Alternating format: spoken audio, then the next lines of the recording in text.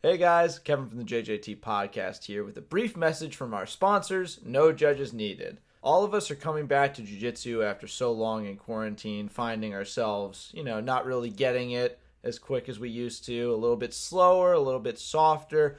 I'm no different. I've gained like 15 pounds. You know what always helps me get back into my game from a long layoff?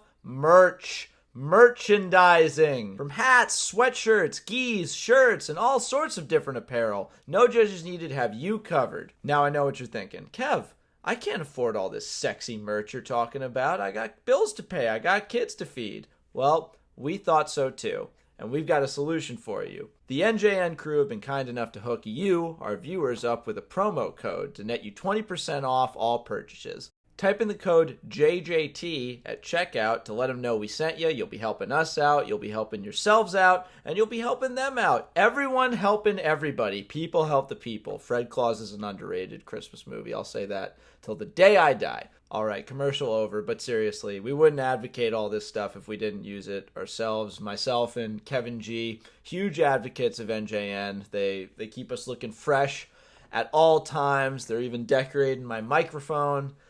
And I think if you'll give them a shot, you'll see what we're talking about. All right, now back into the video. Hello, everybody. Welcome back to another episode of the Jiu-Jitsu Times podcast. I am your host, Kevin Bradley, joined as always by my co-host, Mr. Kevin Gallagher. And it's just us today. We're doing an old school OG ride or die, just the two of us. We can make it if we try. Just the two of us, you and I, episode of the Jiu-Jitsu Times podcast. Because before we were able to get all this big swinging dicks of the BJJ and MMA world, it was just me, two Kevs shooting the shit about what's going on.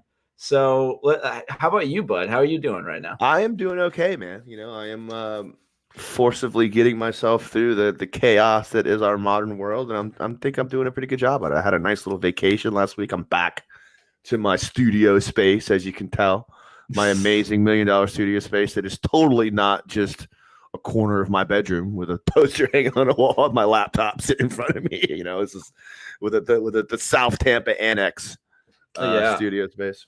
I'm currently in the white void that Jiu-Jitsu Times puts me in so that I can do these episodes, and there's no escape until I'm done. But you're not even really a human, are you? You're just like some kind of like virtual reality AI. Dude, I've never. No. I'm just ones and zeros. I'm code at this point. I don't really exist. That's great. That's funny. But you're a good program. It's a pretty good coding. I mean, yeah, it's pretty good. And other unrelated news, I'm turning 24 next week, so I got that coming up. Oh wow! It sucks because I feel old, but I know everyone in my life is so much older that they're gonna like still dunk on me. So I don't even get to enjoy. I literally am not even. I say this a lot. I probably have shoes that are older than you, kid. I'm not even gonna lie about that. Now what shoes are you keeping for that long? I'm not gonna lie to you. There's probably like an old pair of dress shoes that are collecting dust in the corner of my closet that I've never worn. That if I pulled out are probably close to 24 years old. Oh my god, probably not. But I guarantee you there is a piece of clothing and article clothing in my room that is 24 years old.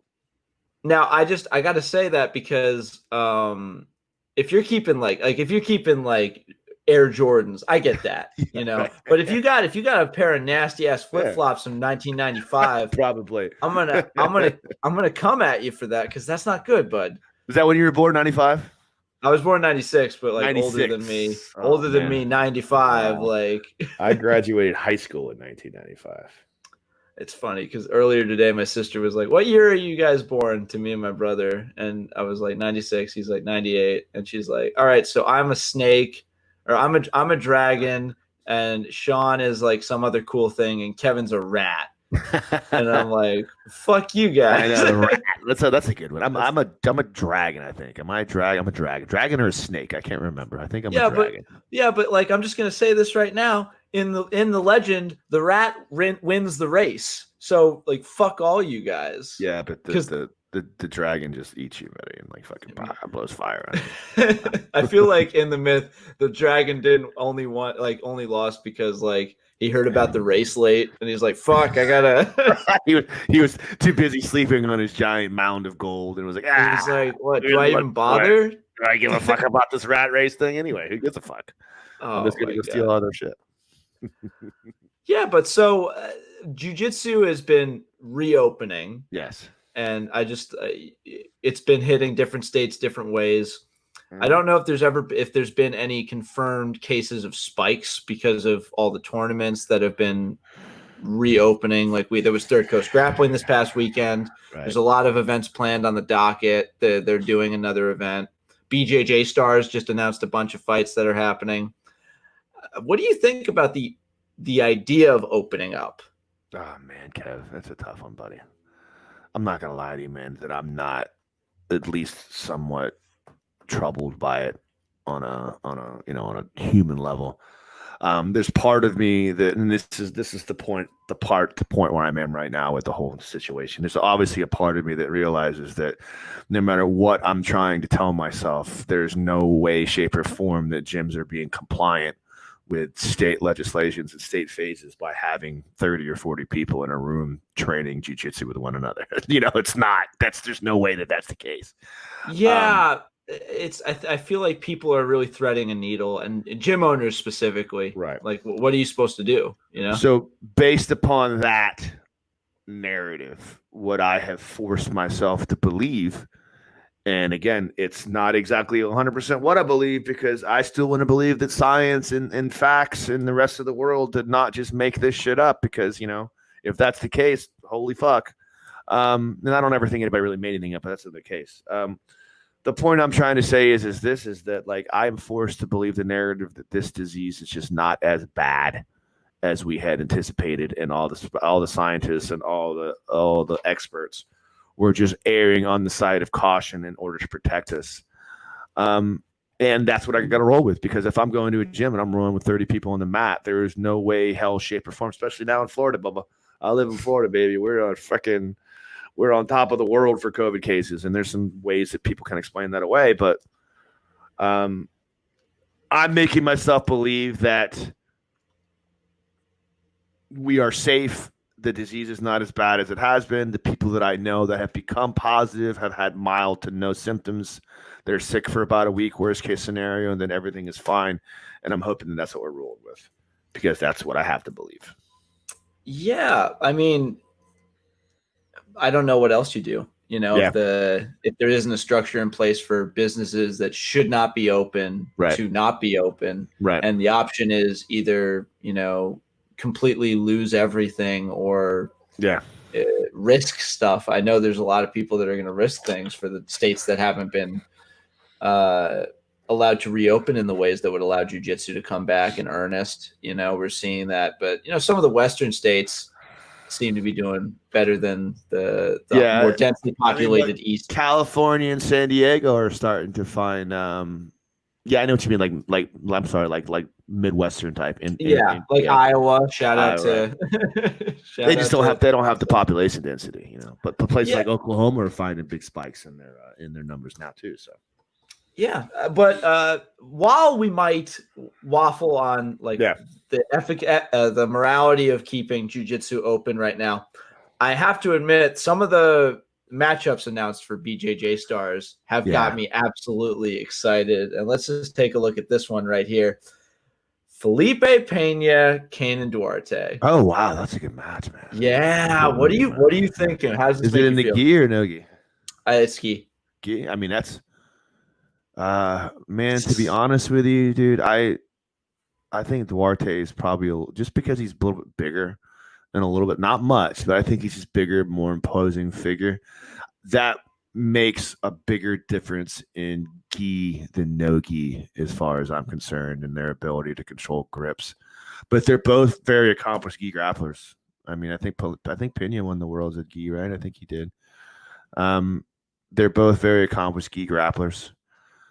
That's just a good match. What is BJJ Stars format? Do they do points matches, or is it a sub only type match? I know they have done a bunch of different rule sets, and they have gi and no gi matchups on the card. I'm pretty sure there's Leandro Leandro Lo is also facing Lucas Barboza, and that should be really good. Oh wow, yeah, damn, those are good matches, man. Damn, Oh, that's like an old school kind of. It's funny that we think of Leandro Lowe as a what happened with that? Right? Why is he so old? We're just seeing a new crop of young talent coming up, and like we're getting to the point now where we have watched a generational cycle of jiu-jitsu heroes, and like a true jiu-jitsu athlete is only really viable for like 10 years.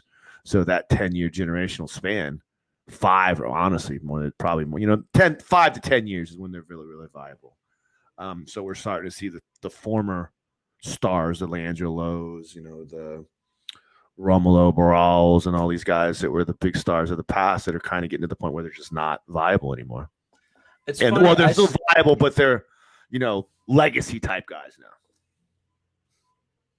Just to remove that real quick, the first ever jiu-jitsu commercial I ever saw was a spot, Flo did on Leandro, and it was just a highlight. It was like a commercial that played during my one of a YouTube video I was seeing because I was starting to watch more BJJ stuff, and it was just this highlight reel of this like young looking guy, like juiced out of his mind, so like solid pump. He's just lifting. He's throwing it's him in the gi throwing people around. He looks unstoppable, and he's clean shaven. And I'm like, holy shit, this guy is a destroyer. Cut to and like a year later, his beard is like flecked with a lot of gray. He's noticeably like deflated looking, and I'm like, what the hell happened to this guy? Do you remember who it was? It was Leandro. Oh, Leandro. Okay, cool. Yeah, like it was for him, and I'm like, he's not really a big guy either. What does Leandro fight at? I think he fights at like middleweight or something like that, right? He competes at middleweight. I think he only weighs about 160 pounds, 170, 165 pounds or something like that. Isn't Leandro a little bit smaller? He's competed at up from light to heavyweight. Yeah, all right. So, yeah, he has gone up. Heavyweight's still only. I think heavyweight's, what is it, 195 in the gi is heavyweight, I think. I do heavyweight. No, heavyweight's 208 in the gi. Well, he competes at absolute. Okay, so yeah, he is a little bit bigger than. I couldn't remember. But yeah, a perfect example of that is, if you're watching, you watch the Third Coast Grappling in particular. I watched, I'm going to tie it back into the Jits King competition 2 weeks ago because I wrote that article about it and I was there watching it live. And I can't think of another event that really showcased the array of young talent that's fighting their way into the new jiu-jitsu competition scene, professional jiu-jitsu competition scene. You got John Combs, you've got Jimenez, you got William Tackett. Who's the guy that won it? I always forget his damn name. Wait a minute. I'm reading here. It says he's 30 years old. Leandro Love? Yeah. Yeah, but he's awesome. But he has been. Yeah, he's young, but he's been competing at a very high level since he was 20, and that kind of the same way that kind of holds its effect on guys like who's the young MMA fighter that was in the UFC and then went to Bellator.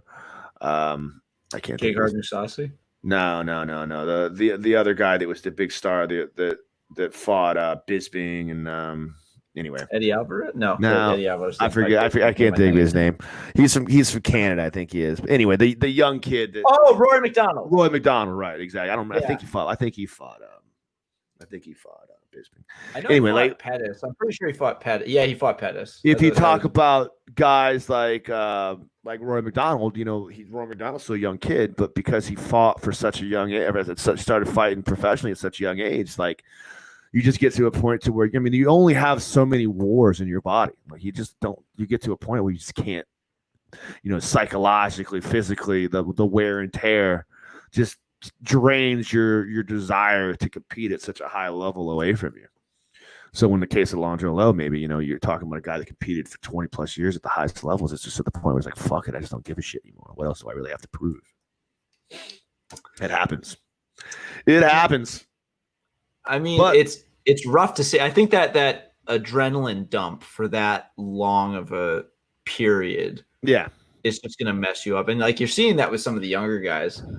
Well, you know, Like, yeah. when you're training at that high of a level for such a long period of time, particularly in the case of Leon Gillot, when he probably wasn't making any fucking money doing it. You know, it wasn't like there was the idea of professional jiu-jitsu was way different back then. You know, when you're competing at that high of a level for that long of a period of time, like you just don't have a life anymore. Your entire life is just getting ready. You're always constantly consumed with the idea of, oh, I got the Worlds coming up. Oh, I got the ADCC coming up. Oh, I got the super fight in Dubai coming up. Like I always have to figure out something to keep me going. And you just don't give a fuck about it anymore. Then I'm telling you from someone that's been through that for a while. Like I competed fucking every 2-3 months for probably 3 years, 4 years. And it's just, you just never get a chance to say, dude, I just want to go out. I just want to go fuck off and relax. And you know what I mean? I want to not have to worry about fucking cutting weight or staying in shape. Or if I go out and get wasted tonight, am I going to be able to train tomorrow?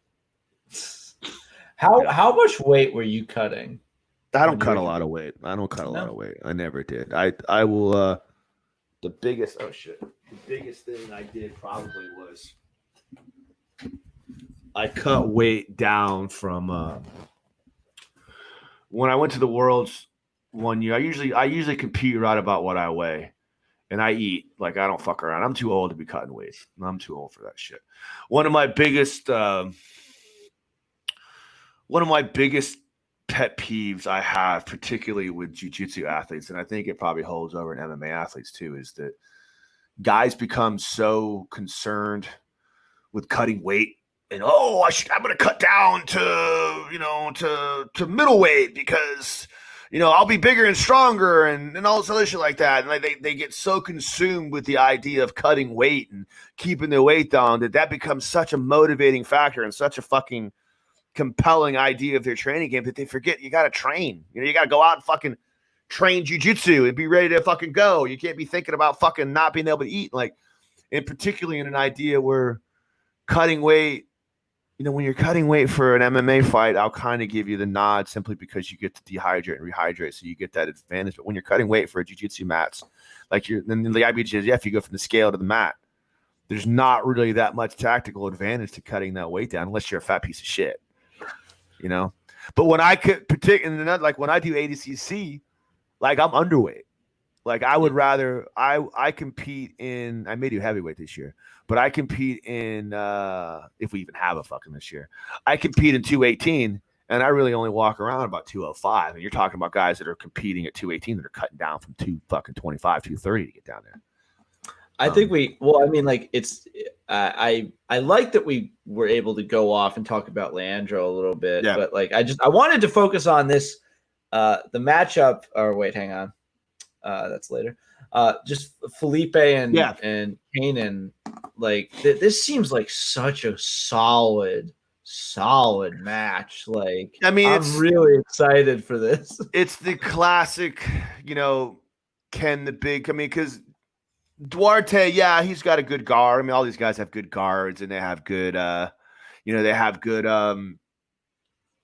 Felipe's path to the back is almost guaranteed. Of course. He's so good at back Duarte is good at that too. And you get the idea, and if it's a points match, you get the idea of the classic discussion of the crafty guard player, which would probably going to be Pena, who's a good wrestler too, but I don't think he's as good a wrestler as fucking Duarte is, versus the dominant top game, passing game, which is going to be Tanya Duarte coming at him hard through the whole thing. It's, power versus finesse at its greatest levels.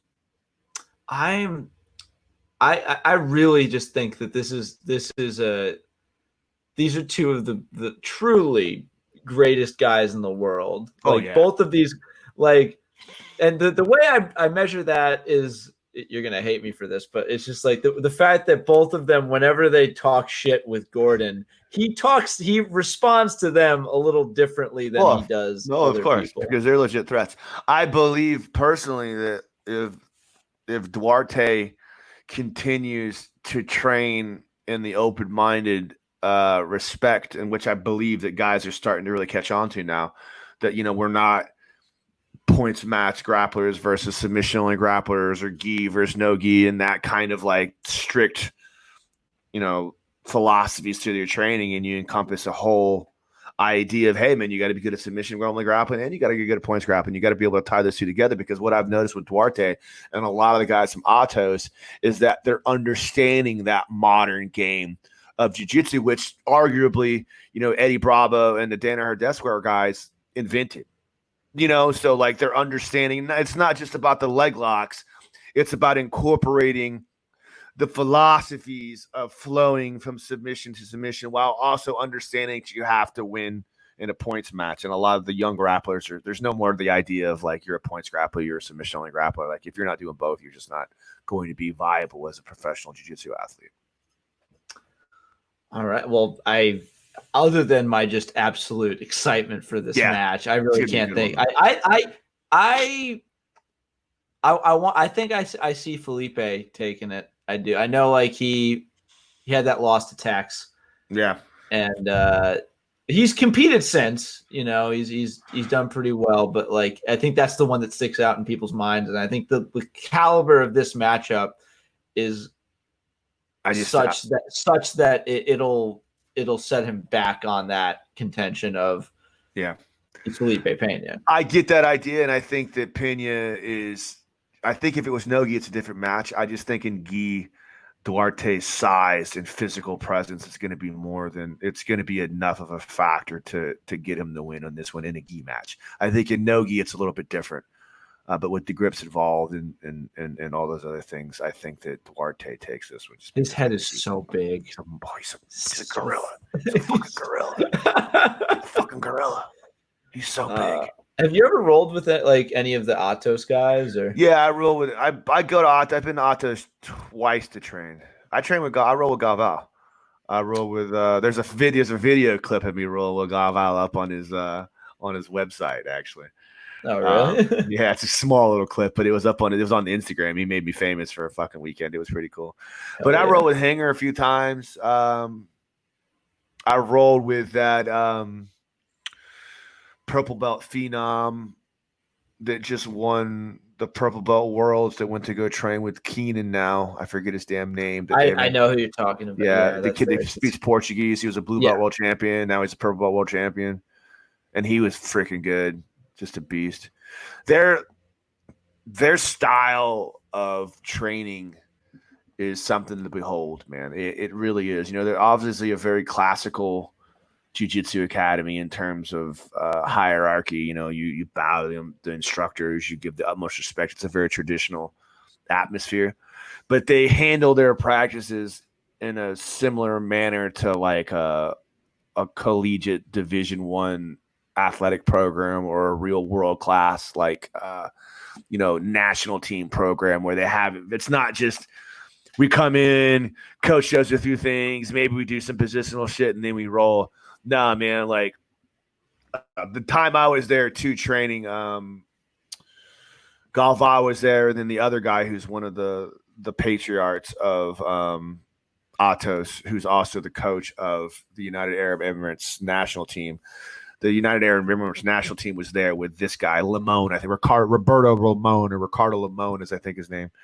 But those guys were both like, they would teach some techniques, and then we would break things up, and there was very structured practices. And throughout the course of the week, the practice is built off of one to the next, to the next, to the next. Like one day we did this, the next day we did this. And like the training, we would do 4 guy or 3 guy groups, and then 2-minute rolls each with a minute break for 30 minutes straight. And then the next day we would do, time matches.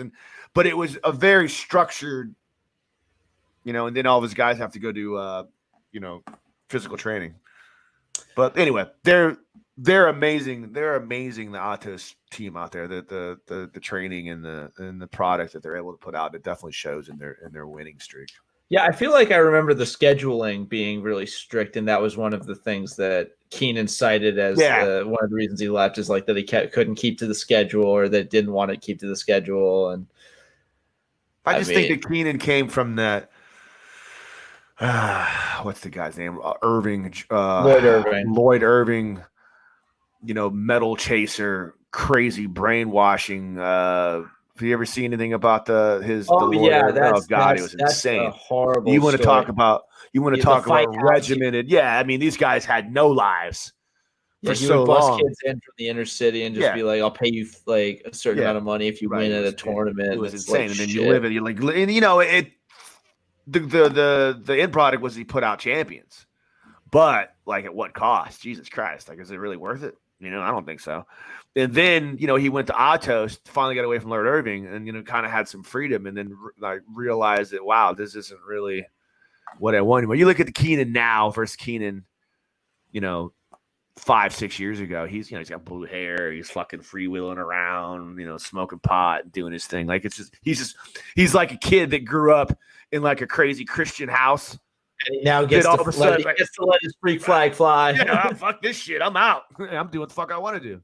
It's like the minute you get your first paycheck as you're in an adult job, and you're just like, I got to be responsible. But next thing you know, shit, it's all gone. I spent it all on shit I don't need. But I'm so happy right now. You know, and it's funny that, you know, the two types of jiu-jitsu, because if you look at a guy like Gordon Ryan, like that's very different from what he experiences with Don Danner. You know what I mean? It's on you. Like, if you want to come train, I'm here. We're going to do what you got to do. And you got to be compliant to my needs, and you have to be there to show up. But it's not like that blue basement is by no means a D1 athlete. Yeah. Like, I mean, or that in the schedule, yeah, it's regimented. It's a very laid back. And I've been to both types of gym. You've got very laid back, and you got your very like uber fucking, you know, respectful and regimented, and the instructor runs everything. And you can excel in both avenues. It's just some people need that extra motivation to keep them going. But Gordon really didn't have a lot of good things to say about Keenan. He really thought Keenan was a fucking yeah. And one of the things he said was his work ethic. Yeah, he did comment on, like, he had to convince him to go and do different divisions and like the absolute divisions at like I think it was the IBJJF one year, and then he was like, oh, he actually won. So then he ended up thanking Gordon afterwards, and it's just different, man. You know, when you fucking, again, it's the same thing. Like, he's just like, fuck it, I'm over this shit. You know, I'm gonna compete in my own time, and the end result is always going to be this. Once you've achieved what it takes to be a champion, obviously Keenan was the best in the game for quite some time before Gordon came around. He was undoubtedly at least the best American grappler until Gordon came around. But actually, I don't know. Like, Lovato is the best, but. Yeah, that I was gonna say Lovato is probably. But as far as like the young buck up and comer, he was the young kid. He was the new kid on the block. You know, like and he'll figure it out. Oh yeah, I'm not worried about. I'm not worried about. Right. I'm not worried about Keenan finding his way in the world. I'm pretty sure he'll be fine. Speaking of something, I thought we could comment on briefly is Gordon just announced that he'll be facing Brian Marvin at a Third Coast Grappling charity match to benefit friends of the show, the We Defy Foundation. 100%. I 100% support this. I don't always support Gordon Ryan for personal reasons, but I will support this because I think at his core, Gordon does do good things for the jiu-jitsu community. He just has a fucked up way about getting there sometimes. But I will support this, and I will be cool with this because this is a good thing, good for him. Yeah, but I also just thought it's always cool when a grappler takes the time to make causes like this a priority, and he's a big enough name. Now, obviously, he's been just super active in social media shenanigans and a lot of other stuff that we could just go into for a while, but this is a good thing. He's got his opinions, and those are all his to own. And this is the end result is veterans are getting attention paid to their issues, and so I just wanted, instead of going in on, you know, Gordon specifically, I thought this would be a good time to like bring attention once again to the We Defy guys, you know, and there's never a bad time for these issues to be brought up. You know, veteran suicide is a massive concern that is not getting the funding it needs. And so any effort within any niche community is an amazing thing for everybody. And are you familiar with Brian at all? Like, no, I'm not. Are you? Do you know anything about Brian Marvin? I know I Googled him a little bit. He was a wrestler who also did jiu-jitsu. Yeah. And I think these kinds of matchups are cool. Does he have anything to do with the veteran society? Was he a veteran or anything of no regards? Let's look at the beautiful write up by Avery. Yeah, our boss. The boss. Oh, I think he's part of We Defy. Now that's why I recognize him. He's a part of the organization. Yeah, he's one of the black belt. Yeah, he's one of the because when they had their event in California, he was one of the guest instructors they did for like a guest seminar thing when they did their gala event out there to raise awareness. Amazing beard.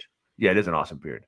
Yeah, audio only. He's got a good beard. Brian Marvin, look him up. Look him up. It's a good beard. What I would say is Gordon made the comment that when the event was and nothing against Brian. I'm happy he got the opportunity, and I'm sure it's going to be a good thing. And I like the idea that ties into We Defy, so it brings awareness through that regard. He's a veteran and all the other things like that to go along with it. But it's sad to me that because Gordon did make a comment, it's a very valid comment. Like they couldn't find any because when he first mentioned it, he kind of gave a teaser. Big announcement coming up, charity event for We Defy against a legendary member of the Jiu-Jitsu community. Can't wait till we find out, blah, blah, blah, blah, blah. And I think what happened was he tried to get a bunch of people to commit to the charity part of it. And either no one wanted to go against him or no one wanted to go against him for free, which is kind of shitty to tell you the truth, because there's a lot of guys out there that, again, no disregard to Brian Marvin. I'm sure he's going to be game and he's going to give Gordon his due, but come on, bro. I love you, Brian Marvin, but this is the greatest grappler on the planet. There's 20 fucking other grapplers out there that would have not only given Gordon probably a little bit better match, and maybe he'll surprise me. Again, I'm no knocks to Brian. I'm not trying to make this as a negative towards Brian. It's just the notoriety value to be able to raise more awareness and to raise more money for the We Defy Foundation. It makes me a little bit sad that there are some grapplers out there that couldn't step up to the plate and be like, fuck yeah, let's do this thing for charity. Fuck yeah, you ain't gonna pay me. Just give me a plane ticket. We're good. Yeah. Honestly, I feel like this would be an appropriate time for Gordon to roll with Tim Kennedy. I feel like that would have been a cool one. That would have 100%. But again, who knows? I mean, also like the people are there's a lot of things wrapped up in this. One, there's a lot of concerns about travel. So I don't know if it was wholly a monetary thing. A lot of people are bolted down to where they are right now. When is this match scheduled for, by the way? Let me check. Because fucking A, dude, who knows what's going on in this goddamn world? July 11th. This is right soon. Yeah. Yeah, that'll happen. But after that, who knows? All bets are off, brother. We'll fucking see, man.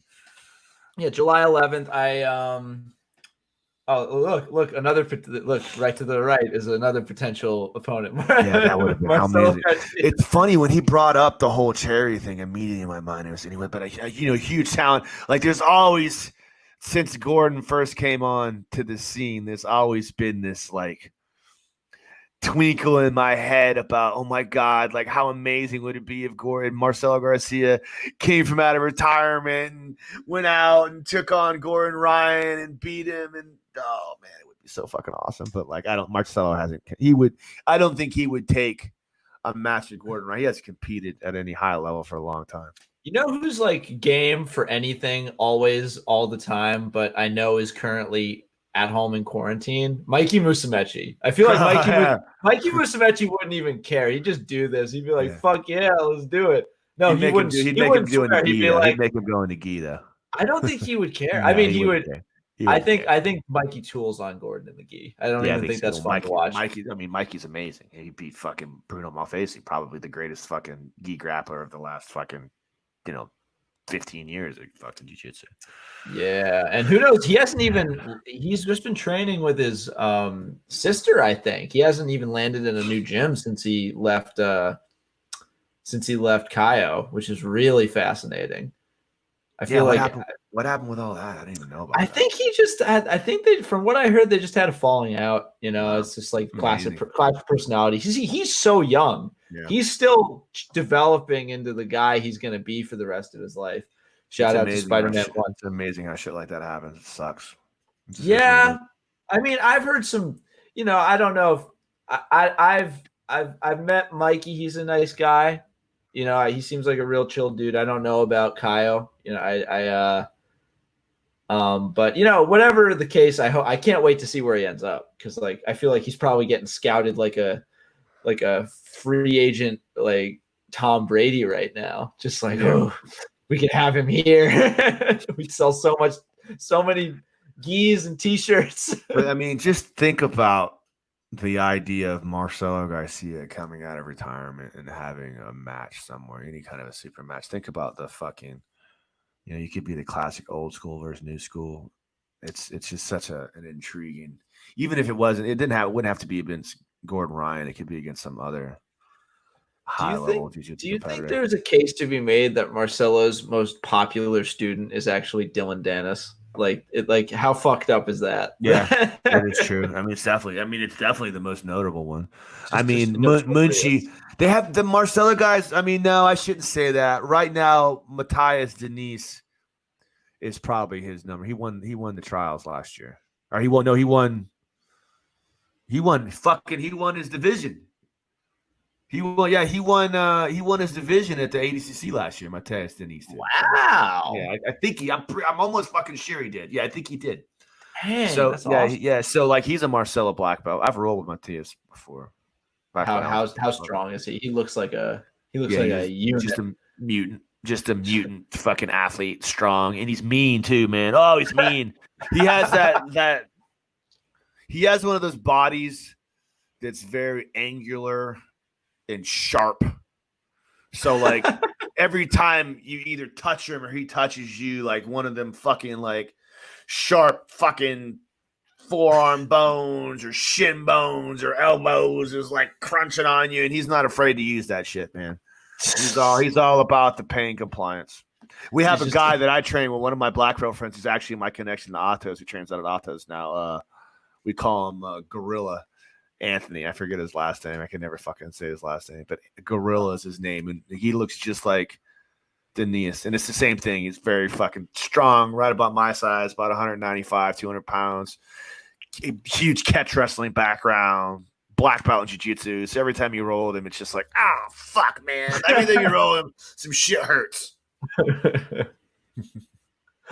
Oh, man. Well, once again, go check out the Third Coast Grappling We Defy Foundation charity event on July 11th. It's for charity, guys. We could all use some nice, cool stuff to just all get behind. I can't stress enough how much, like I said, I love Gordon Ryan for this, and I'll give him his props for this when he deserves it, because I can't stress how much I believe in the We Defy Foundation. I think it's something that my sport that I love can truly make a difference in people's lives, and the more awareness we have for this, the better it is. So go out there and watch this.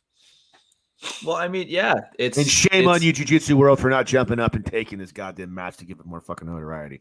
No offense, no offense, Brian, but like it would have been a lot cooler if fucking, you know, a big name would have jumped up to take this match, even if you're going to get your ass kicked by Gordon Ryan. But go out there. Gordon Ryan to face Kevin Gallagher at We Defy Foundation. Yeah, Brian's going to get a few more likes than I am, brother. But hell yeah, I'll throw my hat in the ring. Fuck Gordon Ryan. I want a piece of that paycheck. I mean, okay, how about this? Kevin Gallagher, Nicky Rod, who's I'd rather go against Gordon. Fuck Nicky Rod. That guy's an animal. At least Nicky Rod, at least Gordon won't pick me up and throw me on my goddamn head. Like, at least when I'm rolling with Gordon, there'll be some high level jiu-jitsu opposed to just dealing with a fucking caged gorilla. Just gonna monkey fuck you into the mats, just break your C7 vertebra. Nick has told me that before too. It's one of the most frightened, because Nick's a big motherfucker. You ever be around Nick? He's a big motherfucker. I mean, like that picture next to you, like when you cornered him, that I'm picture. A big dude.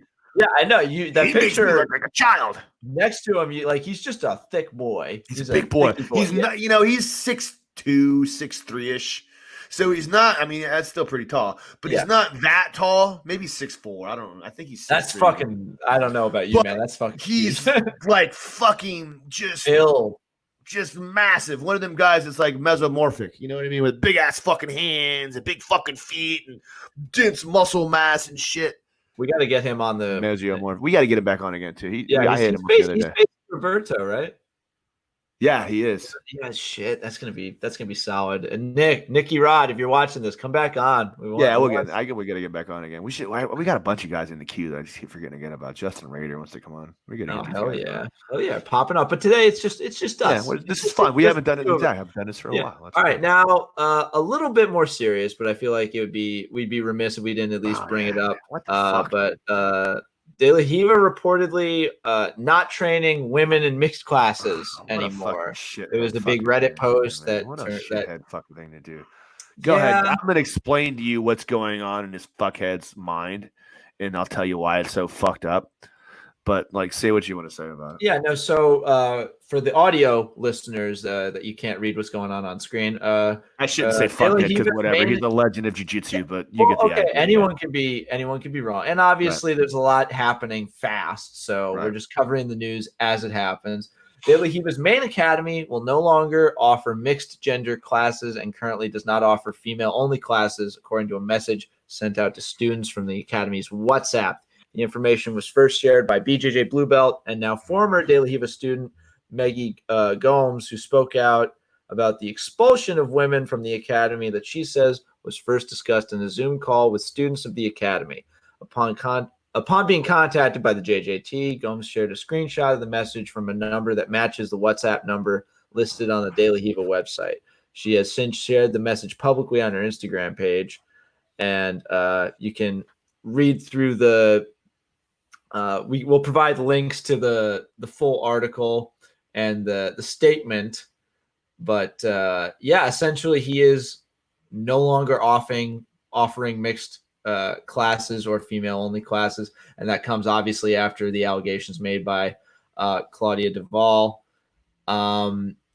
It's just a lot of alleged impropriety, a lot of broken power dynamics from a high-level black belt to one of his students, and it's just an ugly situation.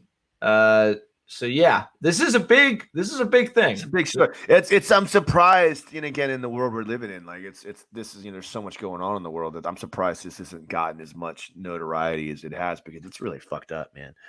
So, like, I'll give you my interpretation of the situation here and what I believe he's thinking about in his mind. It's really fucked up. It's not right. It's not something that should be done because it's unfortunate. So in the old days in Brazil, women weren't allowed to do jiu-jitsu, period. That's just you weren't allowed to, because it was a man thing. So like, that's part of what is in the DNA of, these old school jiu-jitsu guys, and still lingering around in there, that like, women just cause problems. And that's the facts. I've actually, unfortunately, in almost in jest, but not really in jest, but in conversations that I've had with other people, other instructors, other gym owners, other black belt instructors and whatnot, we've had conversations on the line of like, sometimes I wish that we just didn't have women train here, simply because there's always drama involved. And it's not strictly the women's fault. It's also the men's fault, because what will happen is inevitable. You've got persons of opposite sexual orientation or sexual genders that are training together in very intimate scenarios. Like, it's hard not to believe that there is obviously attraction. You have two people that have similar interests, that are both athletically inclined, that are in there doing their things. Like, nature happens. People have feelings for each other. It happens. So, like, rather than addressing the situation by saying, look, like, don't fuck your fucking students, because that happens. You know what I mean?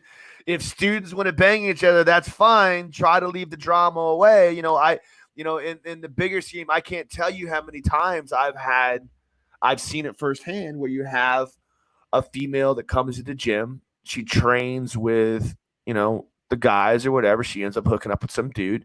Then through whatever reason, the relationship doesn't work out. Uncomfortableness occurs, and either the male or the female ends up quitting because they don't want to deal with it anymore. So it costs people business. So now, rather than saying, look, we're just going to address this like adults, it's not just the female's fault, it's not just the male's fault, you say, well, fuck it, we just can't have females here anymore because we can't have this intermingling, in our society. And it's just a cop-out as far as I'm concerned, because this fucking guy, bottom line, you shouldn't have banged your fucking student, you fucking dick.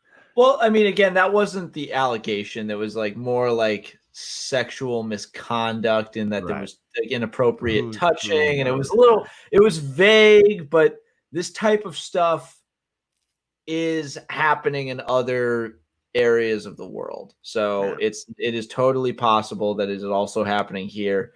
And these claims should not be just thrown out, or that they shouldn't be discounted. But it's a lot.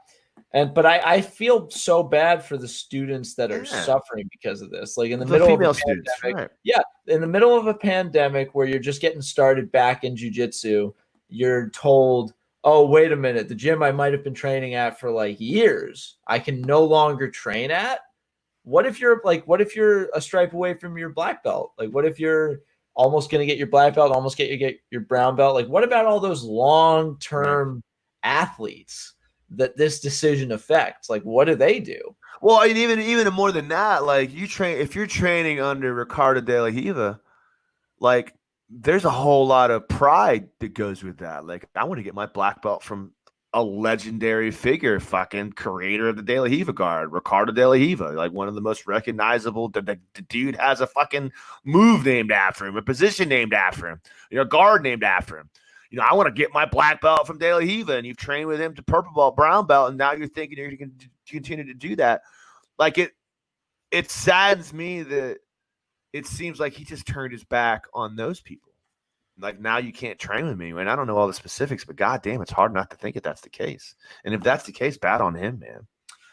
But also, and it sucks because it's not like your gym closed and the whole ecosystem is now dead and everyone's scrambling to find a new place to train. No, the place that you were training at for years is still open. They just don't want you. Right. Like how and not even for anything specifically that you did, just because you're a woman. Yeah, that's fucked up. Exactly. Like just because I'm a woman, like you didn't get rid of the men, right? You didn't get rid of the dudes. If you want to solve the problem, or you can get rid of the men too. You're not going to do that because there's not as many men. There's more men than women, so that I guess. But dude, it's horrible. Like you get this percentage of people that just want to come train that deal with shit like this all the time. To deal with one-on-one sexual advancements, or if you're a female, it goes both ways in that accord. I firmly believe that a lot of times in these situations where, again, if it's not a coach, if you're a coach, you're a piece of shit because you shouldn't bang a student anyway. It's end of story. You don't do that because whether you want to believe it or not, you are taking advantage of an empowerment situation that will cause problems for you down the road. You shouldn't have done that. Ricardo, obviously, shouldn't have put himself in the position of whatever happened to where this went down that way. Because it seems to me that Claudia there's definitely more than what De La Riva is trying. There might not have been a sexual encounter, but there was definitely more than what he's leading on to believe. But, you're punishing these women for what? For being a woman? Because people fall in love, people have sex, whatever. It's fucking stupid. Well, I know it's not even that they can you hear me? Yeah.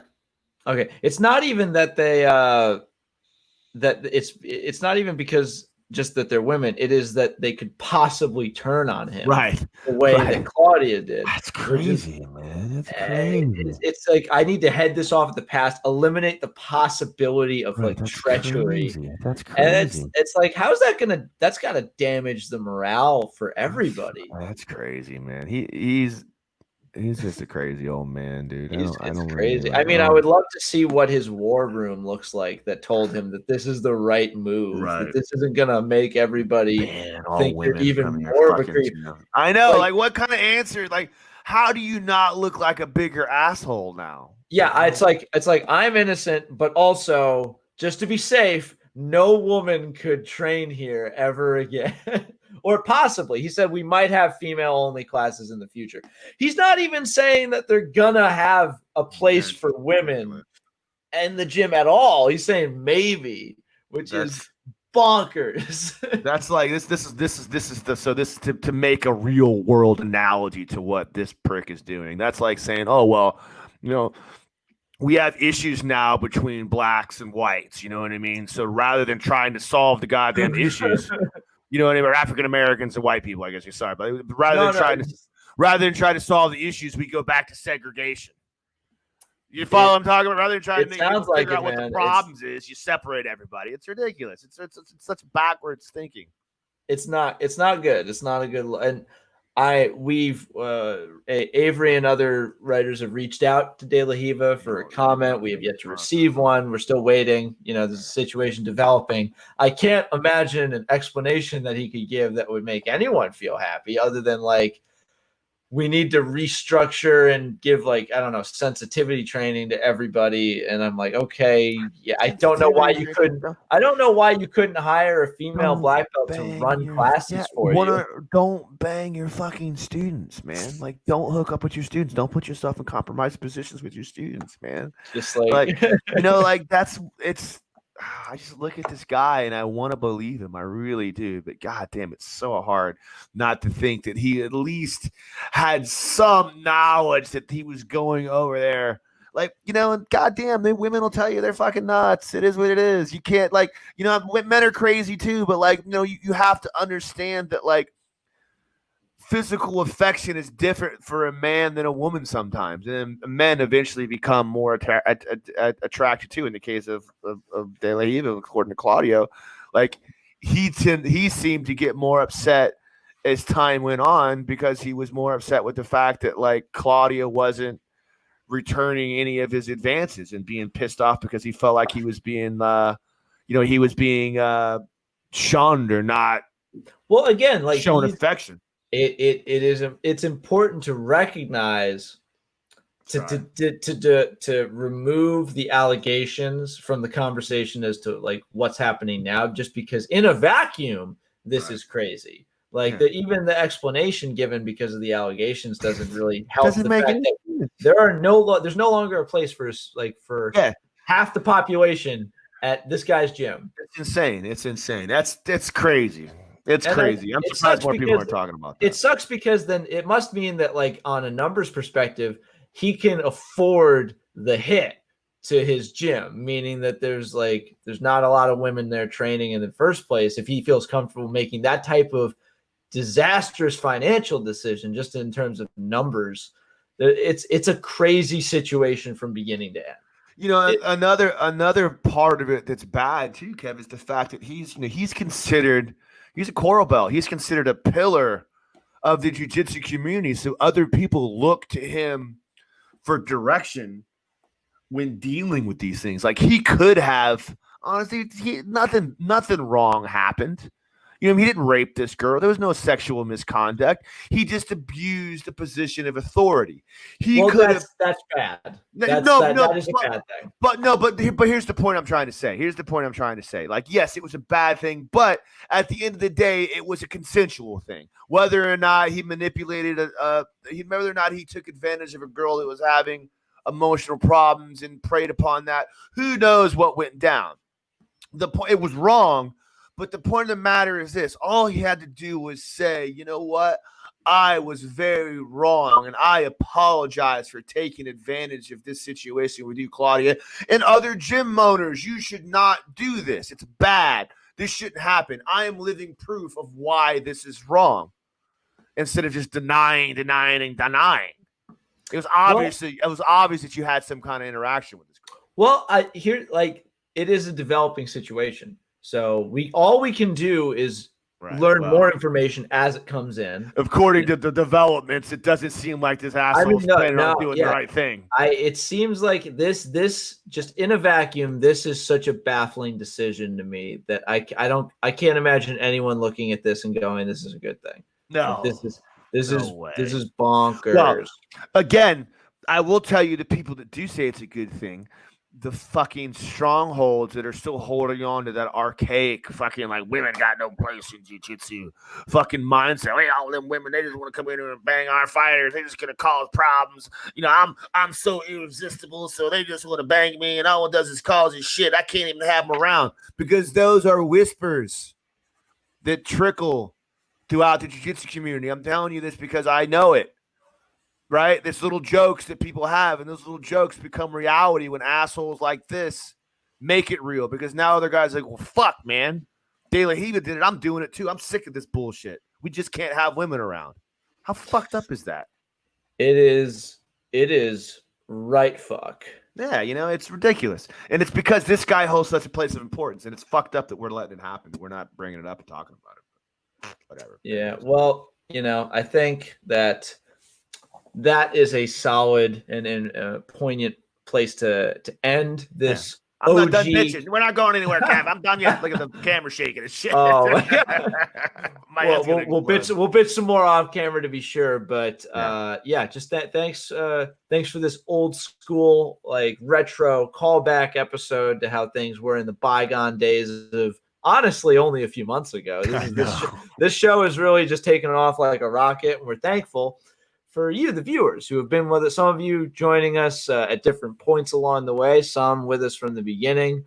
We love you guys, and I think now is a good time to remind you that this entire episode, as we said in the beginning, is brought to you by No Judges Needed, our longtime first ever sponsors. The very cool sweatshirt that I'm wearing, the sticker that's currently on my mic, and one of the logos on the wonderful Kevin's banner.